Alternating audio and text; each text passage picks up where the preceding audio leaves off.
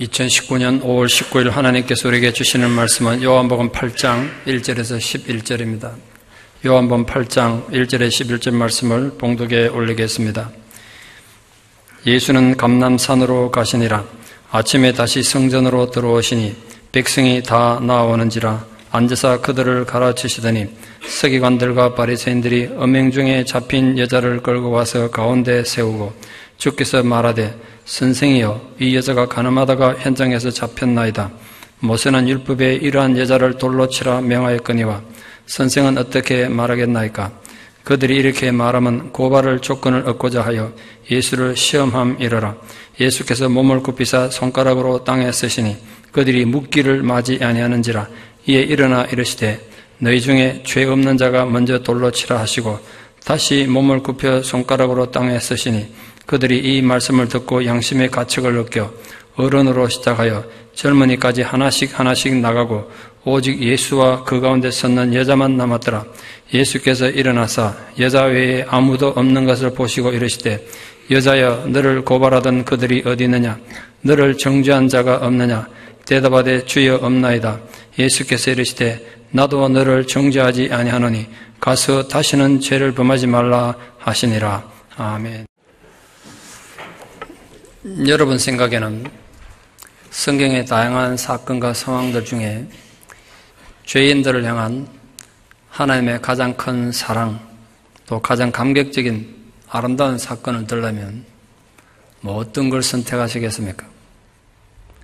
사람마다 다르겠습니다만 저는 묵상 중에 오늘 우리가 읽은 가늠한 현장에서 잡혀온 여자의 사건이 아닌가 그렇게 생각합니다. 탕자의 비유도 정말 아름다운 하나님의 사랑을 설명하고 있긴 합니다만 그건 어디까지나 예수님이 창작하신 하나의 비유이고 오늘 우리가 읽은 본문은 실제 일어난 사건이니까 의미가 같을 수는 없겠죠. 오늘 이 사건이 가진 여러 가지 정황을 좀 살펴보면 죄인인 우리를 향한 하나님 계획이 무엇이고 또 우리를 향한 하나님 아버지 마음이 어떤지를 정말 강렬하게 느낄 수 있습니다. 그래서 오늘 이 시간을 통해서 우리가 함께 우리를 향한 그 하나님 아버지의 사랑, 하나님 아버지 마음을 새롭게 발견하고 돌아가는 은혜가 있기를 소망합니다.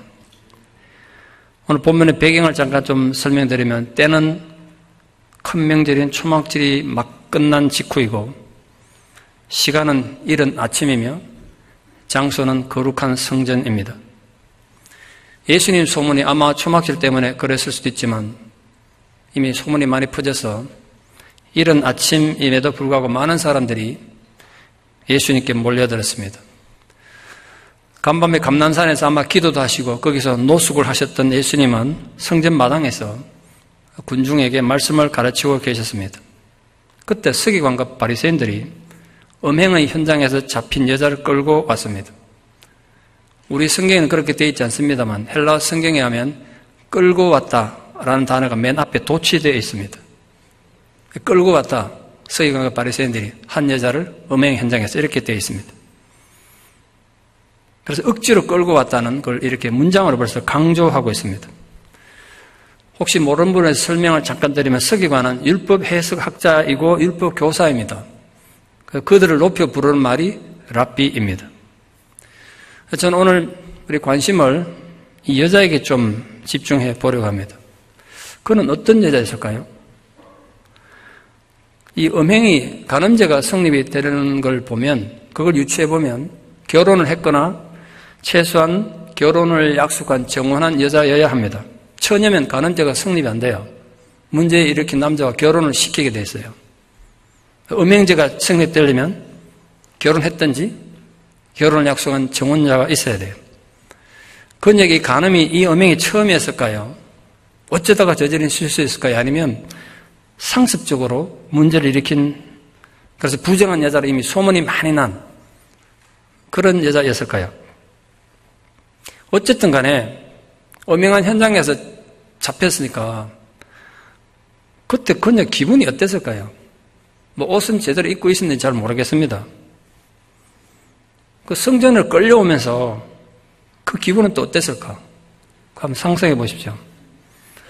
성전에 왔더니 많은 사람들이 군중이 둘러서서 예수님 말씀을 듣고 있는데 그 군중을 뚫고 지금 끌려가지고 그 앞으로 나갈 때 그때 또 기분은 또 어땠을까요? 이 서기관들과 바리새인들은 그녀를 군중이 있는 한가운데 세웠다고 되어 있어요. 정말 잔인한 짓이죠. 요즘 그 뉴스에 연일 나옵니다만 버닝썬이나 뭐 성상납 사건으로 해서 뉴스 오르내리는 사람들 보면 구석에 돼가지고 포송줄에 묶이고 수갑을 차서 가는데 그 수갑 찬 게 부끄럽다고 그걸 수건으로 둘둘 말아서 가더라고. 그러면 덜 부끄러운가요? 난 그거 좀 이해가 안 되더라고. 그러면 좀 덜 부끄럽습니까? 제가 수갑을 안 차서 잘 모르겠습니다만. 부끄럽다는 거죠. 수갑 찬 거. 포송줄은 보여줘도 이건 보여주기 싫다고 수건으로 둘둘 말아서 경찰서 떠나드는 걸 뉴스를 통해 보지 않습니까? 어떤 사람들은 모자를 눌러서 얼굴을 가리든지 어떤 여자분은 완전히 수건과 얼굴을 다 감아가지고 눈도 안 보이게 그렇게 해놓고 다니더라고요. 부끄럽다는 거죠. 그런데 이 여자는 이른 아침에 공개적으로 성전에서 많은 사람이 모인 자리에 얼굴 다 드러내놓고 끌려 나왔어요. 어떤 느낌이었을까요? 적어도 세 가지 감정이 그녀에게 크게 밀려 닥쳤을 것으로 추정됩니다. 첫 번째 밀려든 감정이 뭐였을까요? 수치스러움, 부끄러움 아니었겠습니까?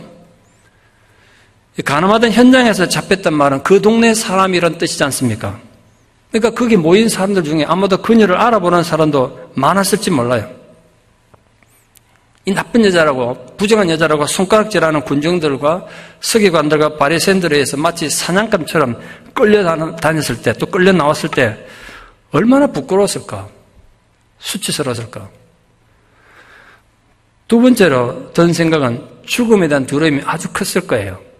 상식적으로 판단하건대 그녀는 이제 돌에 맞아 죽을 거예요. 그런데 그 사형집행이 언제 시작될지 알지 모르고 언제 돌이 날아올지 모르는 그 상황에서 초조하게 거지않는 공포가 그녀를 정말 두렵게 만들었을 거예요. 많은 화가들이 엄명한 현장에서 잡힌 이 여자를 소재로 그림을 그렸거든요. 제게도 화집에 그 그림 있는 책도 있고 그런데 제가 일부러 많이 찾아봤어요. 화가들이 이 그림을 어떻게 표현했을까? 뭐 우리가 아는 유명한 화가들 그림이 많은데요. 한 가지 공통점이 있어요. 모든 그림에 한가운데 여자를 세워놓고 그 여자 부분은 밝게 빛나도록 눈길이 그 여자에게 딱 가도록 이렇게 다 그려놨더라고요. 그리고 얼굴에는 두려움과 수치심을 가진 그런 여자를 그려놨어요. 어떤 화가는 끌려가지 않으려고 막 이렇게 버팅기는 이런 식으로 그려놓은 그런 그림도 있더라고요. 몇 년 전 사우디아라비아에서 부정을 저지른 한 여자가 공개 처형당하는 것이 뉴스에 보도되는 바람에 이 문명 서방 국가에서 난리가 났습니다. 어떻게 그런 야만적으로 처형하는 걸 처형할 수 있냐? 또 그걸 뉴스로 내보낼 수 있냐? 그래서 많이 시끄러웠죠. 이 공설 운동장, 몇천 명 들어가는 공설 운동장에 사람들이 수천 명 모인 자리에 이 여인이 끌려 나왔습니다. 여인이 이미 죽음을 직감했는지 얼굴에 표정도 하나도 없고 어떤 저항도 안 하고 뭐 어떤 소리도 안 내고 아무 말 안 하고 그냥 끌려 나와서 구덩이 파는 구덩이에 들어갔어요. 이 정도 구덩이에 들어가서 흙으로 묻었습니다. 팔을 넣어가지고 꼼짝도 못하게 이 정도에서 가슴쯤에 흙을 묻었어요. 수천 명이 여자를 둘러싸고 있습니다, 지금. 그 앞에 모슬렘 종교의 지도자 나와가지고 뭐라고 막 여자의 제목을 막 나열하더니 신호를 하니까 사정없이 돌이 막 날아들었어요. 죽을 때까지 이제 돌로 친 거죠.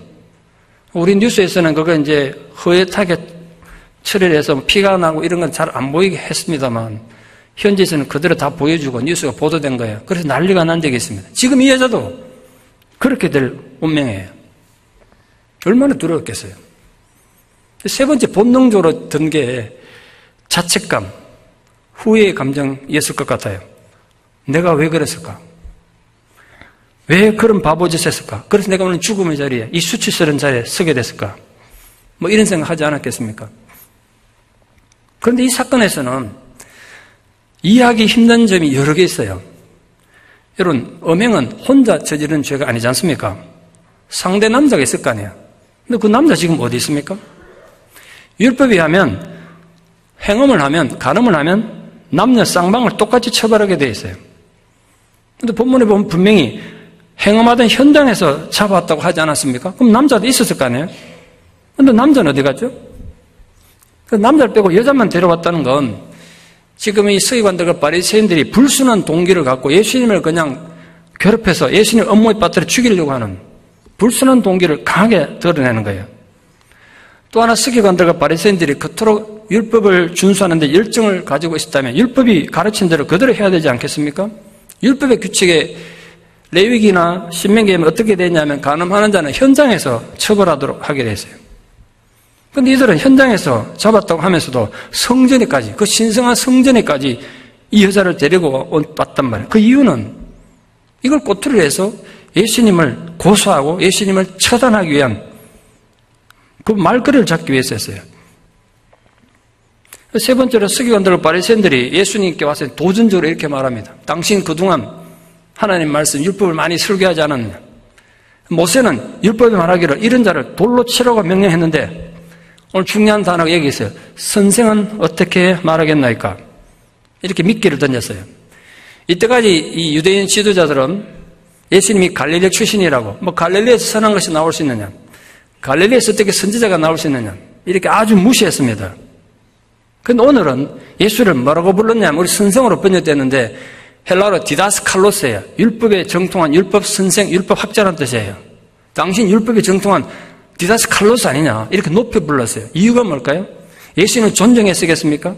예수님의 율법의 지식, 말씀의 지식을 인정했겠습니까? 아니에요. 그게 함정이란 말이에요. 군중도 보기에 이 사람이 디다스칼로스다. 율법을 해석할 수 있는 그만한 지식을 가진 사람이다. 그러니까 이 사람이 판결하는 건 율법에 정확한 거니까 우리 잘 보고 이 사람을 처단하자. 그런 뜻으로 함정을 파기 위해서 디다스칼로스라고 높여 부른 거예요. 예수님은 아시다시피 공공연하게 죄인의 친구라고 말씀하셨습니다. 오죽했으면 많은 유대인들로부터 예수님의 별명이 세리와 죄인의 친구라고 놀림을 받았겠습니까? 예수는 과연 어떤 선택을 할 것인가? 자신의 평소의 가르침대로 죄인의 친구가 되기를 원할 것인가? 그래서 이 여자에겐 죄가 없다고 용서해야 한다고 선언할 것인가? 그렇다면 당장 예수는 율법을 어긴 반율법주의자, 신성 모독자로 비난받게 될 것입니다. 그러면 그걸 꼬투리로 여자와 예수를 함께 돌로 처단할 생각이었던 것입니다. 왜냐하면 그들이 노린 목표가 예수님이었으니까. 본문에 분명히 그렇게 되어 있잖아요. 이 여자는 그냥 하나의 도구에 지나지 않는 거죠. 유대 종교의 지도자들은 지금 많은 사람들이 모여 있는데 이 사람들 앞에서 당신들이 지금 예수님 말씀에 은혜를 받고 왔는지 관심을 가지고 이렇게 모였지만 이 예수라는 사람의 가르침이 얼마나 부질없고 무모하고 위험한 것인지를 이제 보여주려고 그렇게 이제 판을 꾸민 거죠. 만약 반대로 율법을 가르친 그대로 이 여자를 돌로 쳐라 그러면 그렇게 사랑과 용서를 강조한 그 예수님 평소에 가르침과 모순되죠. 게다가 로마 식민지였던 유대에서는 황제의 대리인이었던 총독만이 공개적인 자리에서 사형 판결을 내릴 수가 있었습니다. 예수님 임의로 만약 사형을 판결하면 로마법을 어기는 대죄가 돼서 정치범으로 고소할 충분한 단서가 됩니다. 그들은 먹잇감을 사냥하는 굶주린 맹수떼처럼 예수님을 함정에 빠뜨리기 위해서 그렇게 혈안이 됐던 겁니다. 이 서기관들이나 바리새인들은 율법에 정통한 자들이었습니다. 그런데 그들이 알고 있는 그 율법의 지식으로 예수를 죽이려고 함정을 판 거예요. 슬프게도 그들은 성경 박사였고 성경 학자였지만 그들의 그 성경 지식은 그들을 진리로 이끌지 못했습니다. 내일부터 또 우리 11번째로 성경 통독 사경을 합니다만 그냥 성경을 지식으로 배우는 시간이 아니에요. 성경을 많이 아는 것이 우리 신앙의 수준이 아니라고요. 성경을 아는 뭐 안 들면 뭐합니까? 이 사람들 보세요. 누구보다 성경에 대해서 많이 아는데 그 성경 가지고 무엇을 하고 있는가? 단지 자신들의 위선을 포장하고 예수를 죽이려는 불순한 도구로 자기들이 아는 성경 지식을 사용하고 있는 거예요. 놀랍게도 유대 종교 지도자들은 사단의 도구가 돼서 오늘 예수님께서 하나님 나라를 이루려고 하는데 엄청나게 방해하고 있는 겁니다. 더 놀라운 사실은 그렇게 하나님 나라를 방해하는 짓을 하고 있으면서도 자신들은 하나님 영광을 위해서 행동한다는 대단한 정의감에 젖어 있다는 사실입니다. 그럼 그 시대나 오늘 우리에게나 엄청난 경고와 교훈의 의미가 있죠. 그럼 예수님은 이들의 도발적인 도전 앞에 어떻게 행동하셨는가? 복음서 전체를 통틀어서 예수님께서 전무후무한 독특한 행동을 하셨어요. 이 사건이 있기까지 예수님이 뭘 하고 계셨죠? 몰려든 군중에게 말씀을 가르치고 계셨어요. 설교하고 계셨다고요. 그런데 이 사건 앞에서 입을 다무셨어요. 성경 가르치는 거 딱 멈추셨어요. 그리고 그들에게 눈길조차 주지 않으셨어요. 그들을 쳐다보지 않게 해서, 특히 지금 수치스러움과 불안에 떨고 있는 그 여자를 쳐다보지 않게 해서 예수님 뭘 하셨다고요? 서 계시다가 땅바닥에 앉아서 글을 쓰셨대요. 이 글을 썼다는 말이 오늘 두 번 나오는데 단어가 달라요. 앞에 썼던 단어와 뒤에 썼던 단어. 굉장히 중요한 의미가 있어요. 앞에 글을 썼다는 것은 일반적인 글 쓴다는 뜻이 아니라 헬라어 원어가 뜻이 뭐냐면 어딘가에 저항하여, 어딘가에 대항하여 쓴다. 이렇게 되어 있어요. 그런 단어를 썼어요. 예수님이 바닥에 무슨 글을 썼을까 하면 거기에 대해서 의견들이 많이 분분합니다만 10세기에 번역된 베네치안 사본에서는 이 본문을 예수님께서 이 여자를 고소하는 자들의 죄를 쓰고 계셨다. 이렇게 번역까지 했어요. 성경이 그렇게 되어 있다고요. 뭐 그 정확한 의도가 뭔지, 내용이 뭔지 없으니까 우리는 알 수는 없습니다만 한 가지 알 수 있는 것은 이 단어를 통해서 적어도 예수님께서 이 지금 여자를 고소하고 나는 그 율법학자들, 서기관들, 바리새인들의 의도와 맞서서 뭔가를 쓰셨다는 뜻으로 대항하여, 저항하여 쓰셨다. 이렇게 단어를 썼어요. 이들이 묻기를 마지 아니했다. 계속 물었다는 뜻이에요. 예수님께 침묵하면서 뭐 글만 계속 쓰고 있으니까. 예수님 뭐 답변이 나와야 비판할 근거를 찾을 텐데 답답한 거지, 사람들이. 예수 죽일 이 좋은 기회를 놓치지 않으려고 계속 재촉했단 말이에요. 당신의 의도가 뭐냐? 당신의 해결책이 뭐냐? 그때 예수님은 상상을 초월하는 정말 독특한 말씀하셨어요. 일어나서 이렇게 말씀하셨다는 거예요. 그들 보고 너희 중에 죄 없는 자가 먼저 돌로 치라. 돌로 치는 건 율법의 해결책이죠. 그 너희들이 말한 율법대로 해라. 그런데 죄 없는 자가 먼저 이렇게 말씀하셨다. 다시 앉아서 또 글을 쓰셨다는 거예요. 두 번째 글을 썼다는 건 우리 일반적으로 필기하는 그런 단어를 썼어요. 율법에서 가장 먼저 돌을 치는 자는 그 사건의 증인이어야 하고 그 처형에 대한 전적인 책임을 져야 돼요. 놀라운 일이 벌어졌어요. 누구도 먼저 돌을 던지려고 하지 않았어요. 다른 사람이 누군가 던지면 나도 따라는 던지겠는데 내가 먼저 던지기 싫다는 거예요. 왜? 다 책임을 자기가 져야 되니까. 저는 눈치만 보고 있는 거예요. 저 사람이 먼저 던지면 내가 따라 던지겠는데 왜 안 던지지? 이러고 싶다는 거예요. 서로 눈치만 보고 있었어요. 나이 든 자들부터 양심의 가책을 느끼기 시작했습니다. 살아온 세월이 많기 때문에 저지른 죄도 많을 거 아닙니까? 자신들도 비슷한 죄가 있었기 때문에 양심의 가책을 느꼈다. 젊은 사람은 어땠을까요? 그 당시 문화를 봐서 젊었을수록 더 방탕하고 타락한 존재들이었습니다. 만약 자신들이 이 자리에서 저 여자에서 돌을 던지면 그 돌이 언젠가는 자기에게로 돌아올 것 같아요. 자기도 그런 짓 하고 있으니까. 그래서 아무도 돌을 던지지 못했어요. 이 사실은 우리에게 뭘 웅변적으로 가르쳐 주는지 아십니까? 두 가지 중요한 사실을 우리에게 알려줘요. 이 사건이 벌어지던 그 당시 예루살렘은 행음하던 현장에서 잡혀온 여자에게 돌을 던질 수 없을 정도로 보편적으로 그들이 타락해 있었다는 사실. 다 타락해 있었어요. 거룩한 성 예루살렘은 더럽게 죄에 오염되어 있었단 말이에요. 죄가 보편적으로 퍼져서 이제 죄가 죄인 줄 모르는 상태에서 그냥 죄 가운데 사는 그런 존재가 됐어요. 어디가 제 상상입니다만 아마도 그랬어요. 예수님 갈릴리 지역이나 시골에 갔을 때는요, 사교에 이리 오너라, 오늘 내가 너희 집에 유화해야겠다. 이렇게 사람들 집에 가서 잤어요. 음식도 같이 먹었어요. 근데 예루살렘에 와서는 누구 집에 가서 유한 적이 없어요. 항상 감람산에 가서 노수 가셨어요. 노수자처럼 지냈었다. 이유는 너무 타락한 동네라서 어디 가 있을 수가 없었다. 전 이렇게까지 상상해 본 거죠. 더 심각한 문제가 하나 있습니다. 그들은 이렇게 보편적이고 추악한 죄에 파묻혀 살면서도 그 죄를 해결하거나 고백할 생각을 아무도 안 했어요. 내가 바로 죄인입니다. 나도 이 여자와 같은 죄인입니다. 그렇게 죄를 고백하며 예수님께 나온 사람 아무도 없었어요. 만약 그랬다면 그들도 구원을 얻었지 않겠습니까?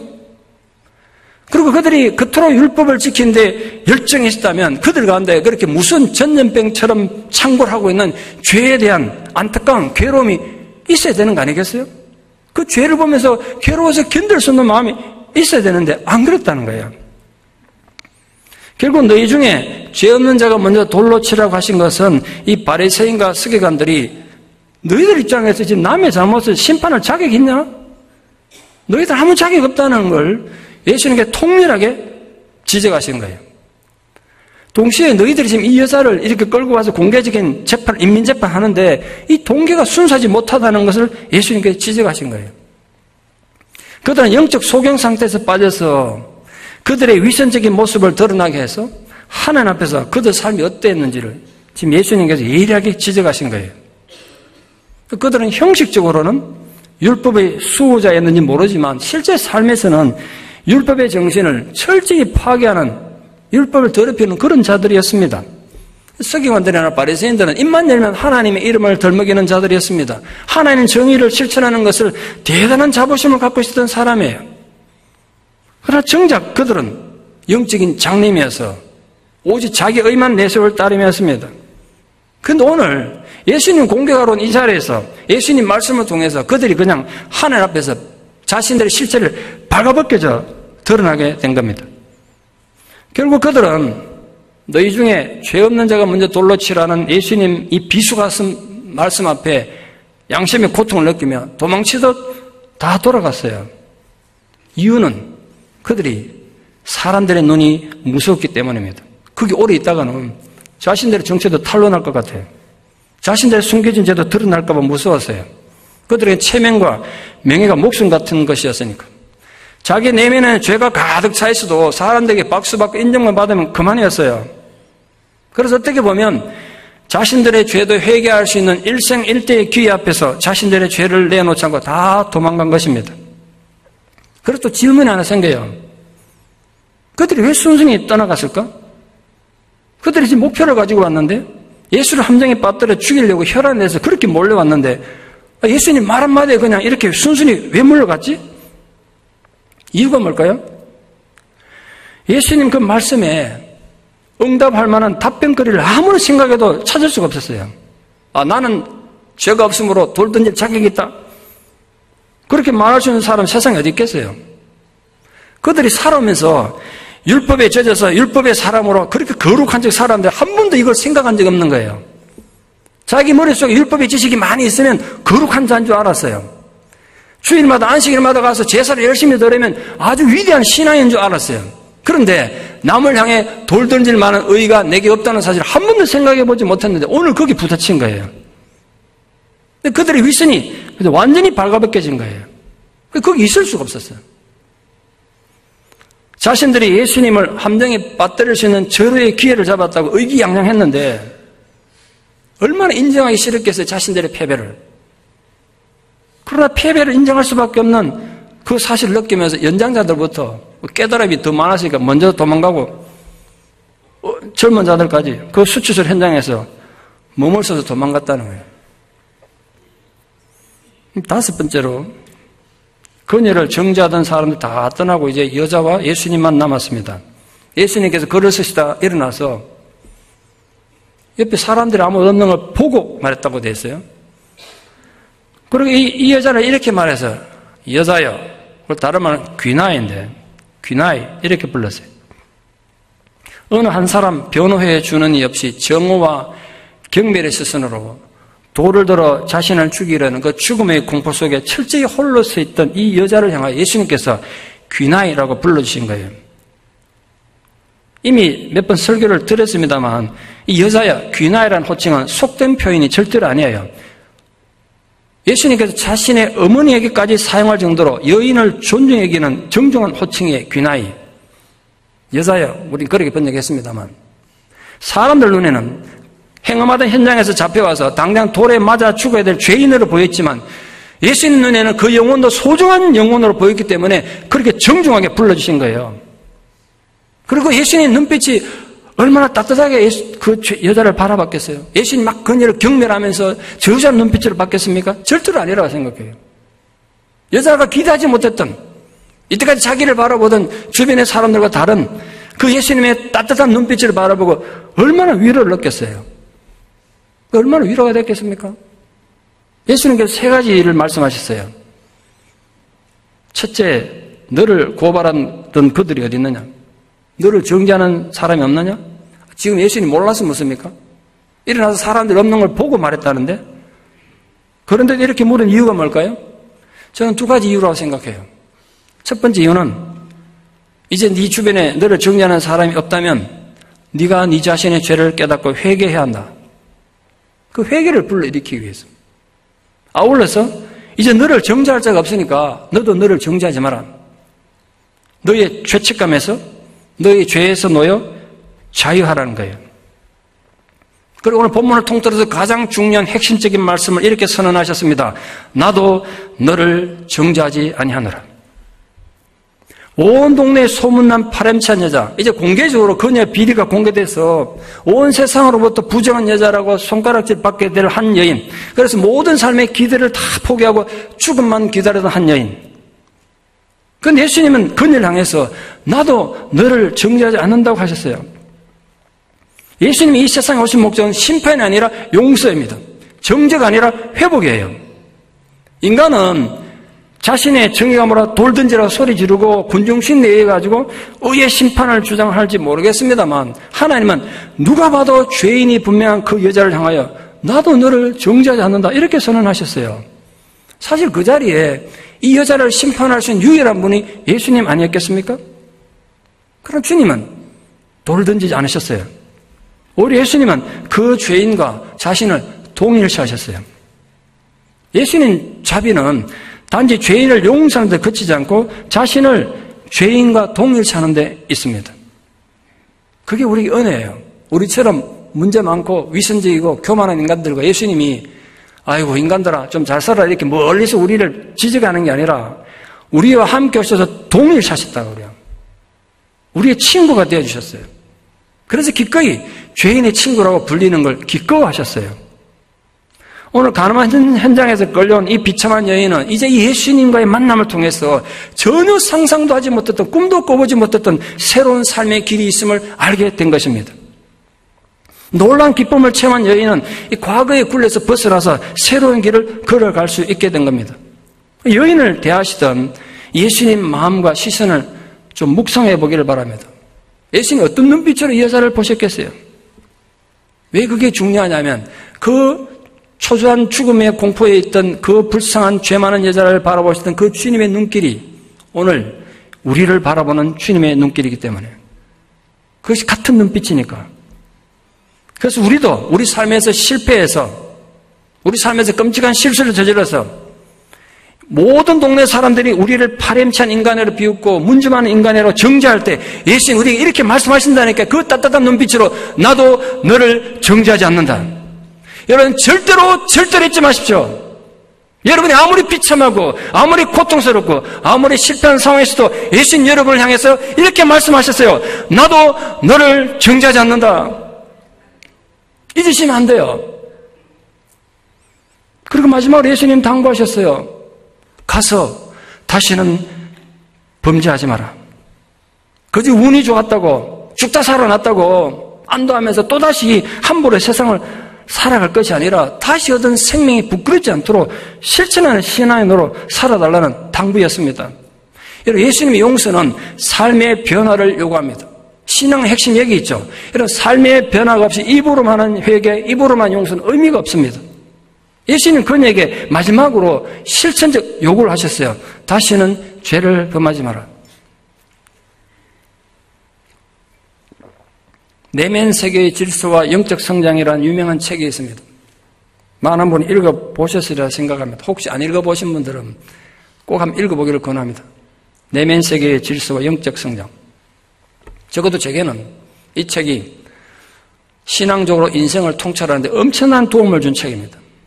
인생의 다양한 방법을 아주 심도 있게 분석해 놓은 책입니다.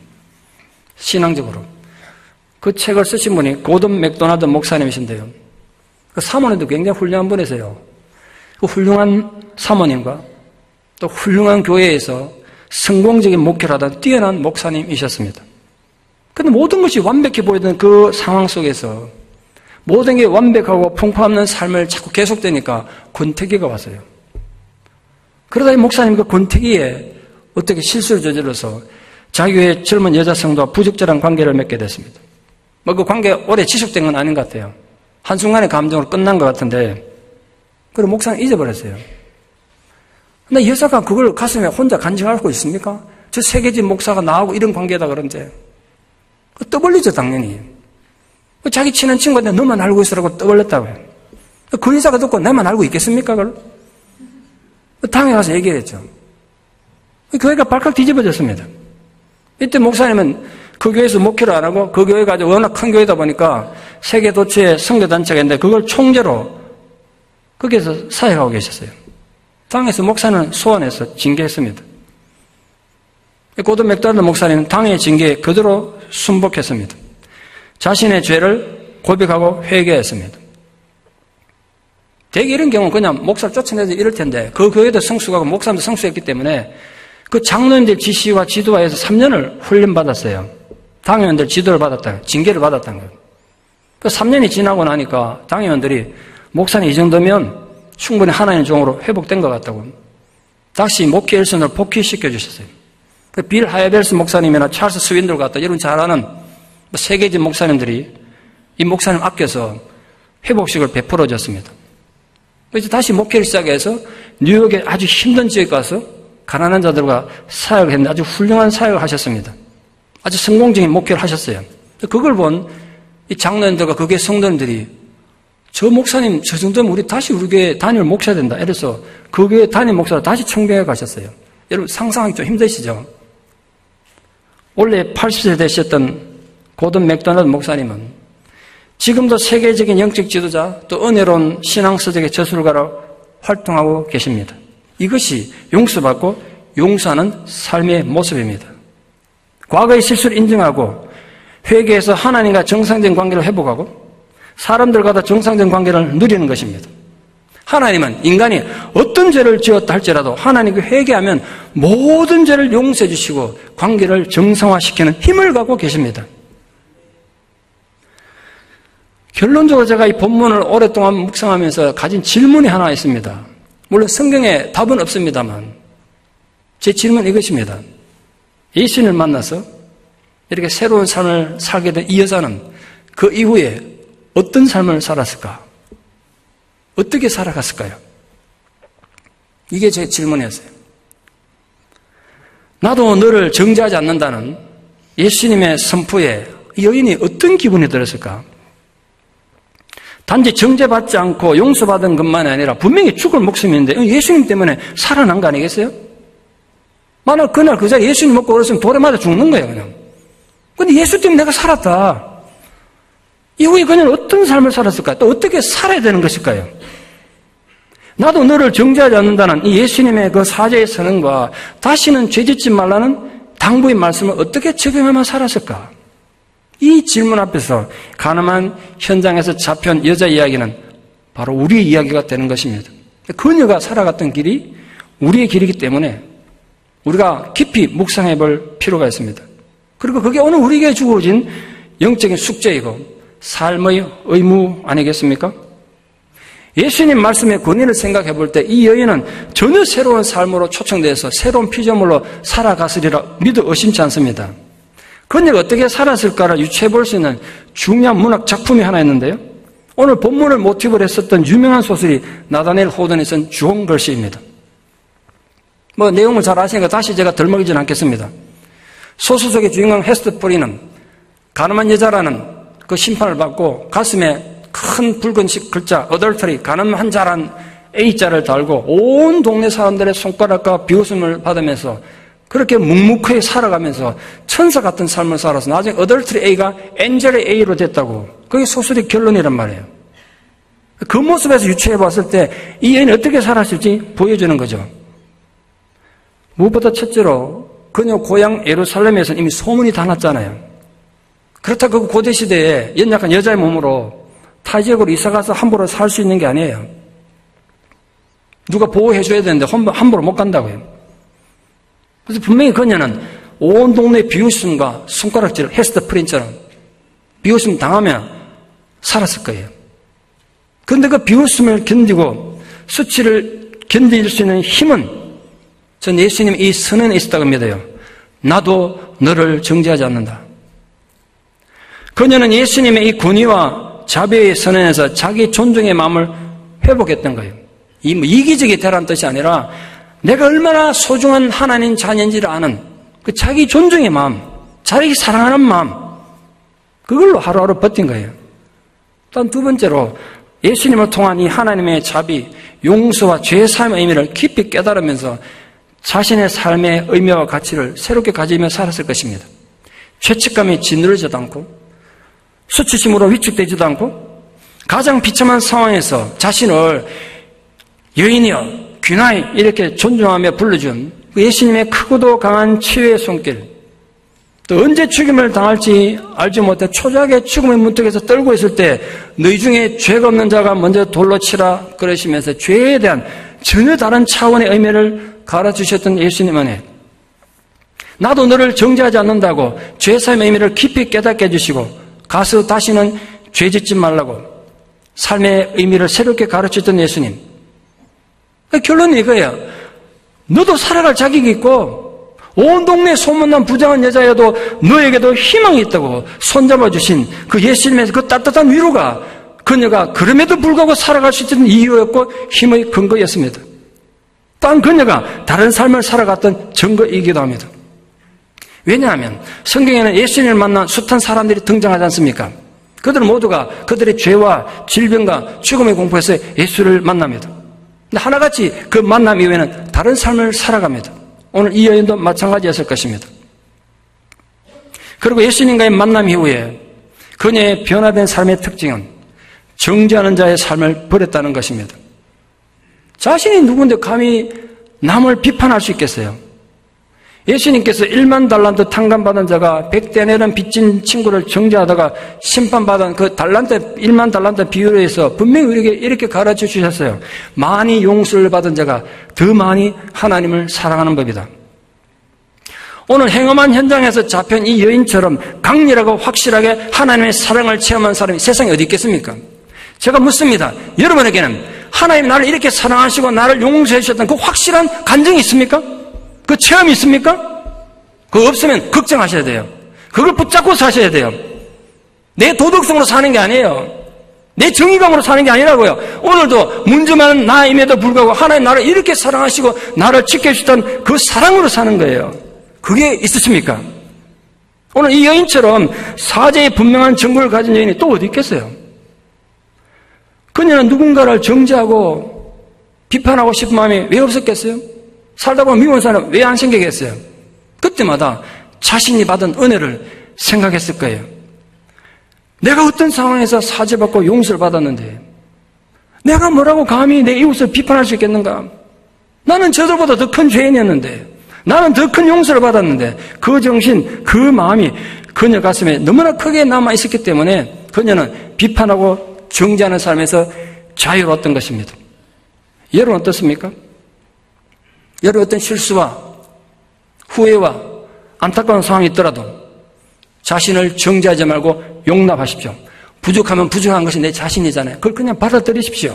자신을 존중하고 자신을 사랑하십시오. 그러나 동시에 비판하거나 정죄하는 삶에서도 자유하십시오. 그녀는 이 용서와 사죄의 소중함을 평생 가슴에 간직하고 살았을 것입니다. 뭐 전설이 하면 어디까지 전설이니까. 예수님 십자가 달릴 때 가장 헌신적으로 다가왔던 여인, 초대교회에 가장 헌신적인 여인이 되었다고 합니다. 어디까지나 전설입니다. 결론입니다. 우리도 오늘 본문에 등장하는 행음하는 현장에서 들킨 이 여인보다 하나도 나을 게 없는 죄인들 아닙니까? 어떤 부분에서 더하면 더했지 나을 게 하나도 없는 죄인들이죠. 그런데 예수님이 오늘 우리에게 오셔서 심판하지 않으세요.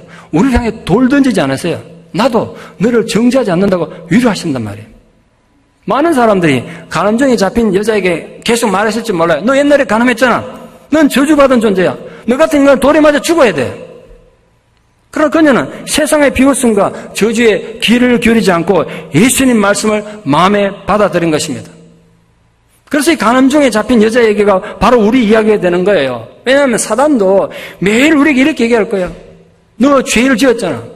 너 추악한 죄인이야. 네 자신이 생각해도 네가 얼마나 파렴치한 인간인지 알 거 아니야. 하나님이라도 너 같은 인간 사랑할 것 같으냐? 수없이 많은 음성들이, 사단의 음성들이 우리 귀에 들린다고요.